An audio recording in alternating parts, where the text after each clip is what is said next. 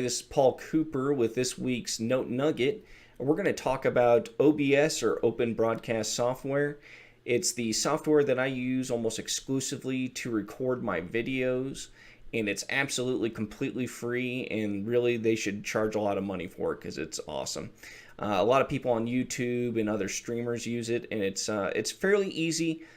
I haven't messed with it that much. I do very basic videos in it, but you can get really advanced if you want to, but getting started isn't complicated. So what you do is you go to Google, you just type in OBS, go to Open Broadcast Software Home, and you download it, the appropriate version for your platform. All right, and so then once you get it installed, you open it up.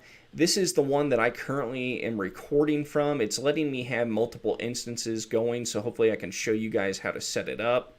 So this is the one I've got going on right now. It's kind of confusing because you get this infinity deal going on, but you look down here, you've got your scenes and your sources that you can add to. It's real easy, you just plus or minus to add into your settings. So I have a video capture device, which is my Logitech, and that's how you get to see my face up here.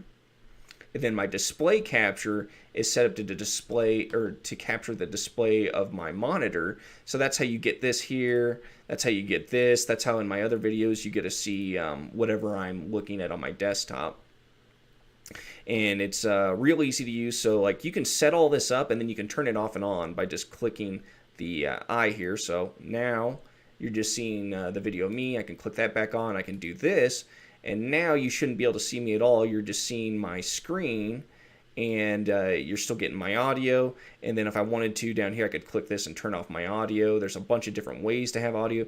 So like if you look at my display capture right here, it shows the audio over here. And this is my microphone, and it shows the different levels that you can adjust and everything. And then this would be the microphone from my video capture device, which would be my Logitech camera. And it does an okay job, like it's good for traveling and stuff, but you can't beat having a dedicated microphone. Then over here, you've got Start Stream if you want to do a stream set up through YouTube or anything. We're currently recording, and that's all I've messed with. There's Studio Mode, which is great if you're actually going to do a stream. So let's see, we're selected on this one right now. So I could go over to this one, I believe. Not that I know how to do it. And you could set it up to basically what you want to transition to. You could be loading this screen up with all these cool new features and everything, and then you just transition between them. And you can customize the transition if there's fade and everything like that. And I'll probably eventually do a video on this when I actually learn how to do it well. But that's something that a lot of people on YouTube will do. You can end up getting streamers and banners like you would see on the news or ESPN below you. You can put in all types of logos and everything like that. So we'll go ahead and exit Studio Mode. So I've got this other instance open. Let me see if I can show you guys how to get this going real quick. So it's already set up because these are my presets. Let me see if I can delete these without messing anything up. So we'll go, or maybe what we'll do is we'll just, all right, we'll do that. And then I'll show you how to add new stuff. So you would do audio input capture for your microphone. You name it whatever you want to name it.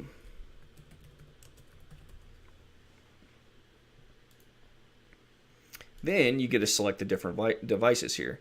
So we've got my web camera one, my Yeti one, which I'm talking through right now, and then Realtek Audio, which I believe is the small webcam that's built into the laptop that I'm recording on. So you would select that. We're not going to do it. Go ahead and delete this one. And then what you could do is you double click on it, and so again it shows what's being used. And then you could also go back and select something else. You could do defaults. Let me turn this on. Yep. And so that's it for the audio. Is real simple. So we'll go to display capture, and it has my monitor selected, and that should pretty much be it for display capture. It should only be for your actual monitor. Then the video capture device, you know, it could be all kinds of things. Integrated webcam, which is what I've got on my laptop, and I've got this. You can go through and configure video. hopefully this doesn't mess anything up, and zoom in and out and things like that. If I actually had it on at the moment, my picture should be right here. Let me see. Yeah, it's not going to do it since I have the other display going on. But that's what you do. You set up your video and your audio because you're trying to do video, and then you go from there. All right, let's go back to this. So here's another cool feature. So it's got me up here in the corner. I can drag this wherever I want. Hopefully I'm not getting you all too dizzy.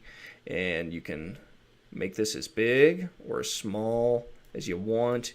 Looks like it's, yeah, I think it's set, since I'm doing it on my webcam, it's stuck at this resolution ratio, but I can go in and out.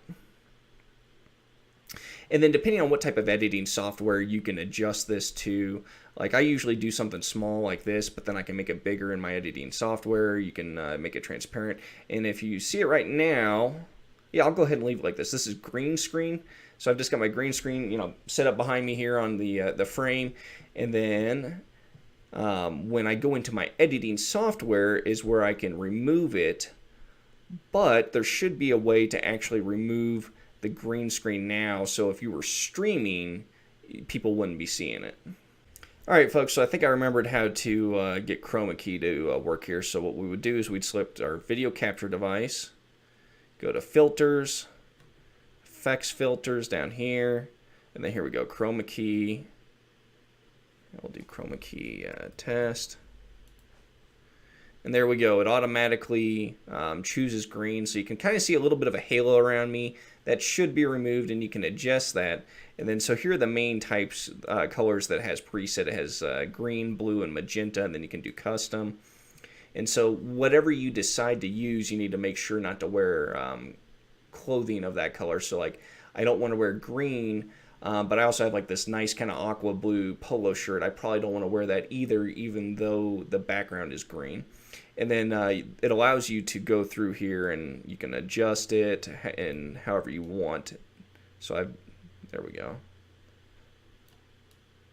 And to get whatever the best picture or whatever you think the best picture is.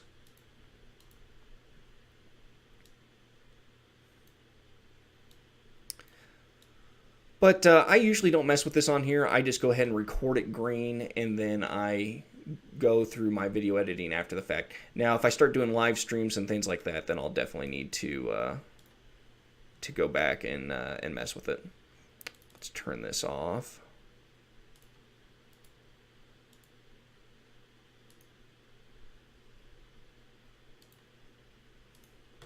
There we go.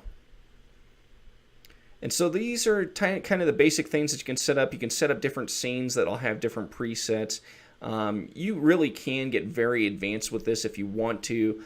My video is very basic. There are tons of really good YouTubers and videos on YouTube on how to do it very quickly, and lots of cool stuff, especially if you want to start getting your logos in there.